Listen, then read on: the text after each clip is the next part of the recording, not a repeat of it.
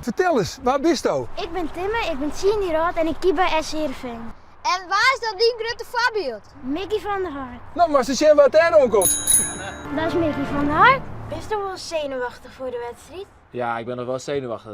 Ja, ik heb altijd wel spanning, alleen is het met de jaren wel veel minder geworden. We zijn nu in de kleedkamer. Ja. Wat gebeurt er steeds maar die laatste minuten voordat de wedstrijd begint?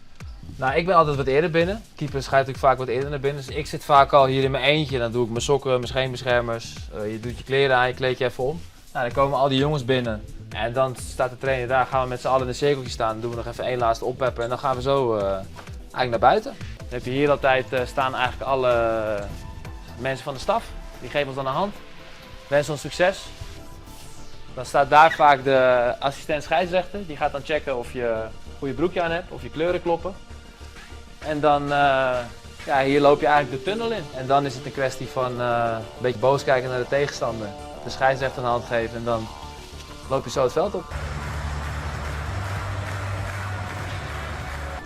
Nou, zo hier, dat moet je gebeuren. Ja? 7 jaar, dan staat in hier. Ik heb er zin in, man. Ik kan niet wachten. Hè?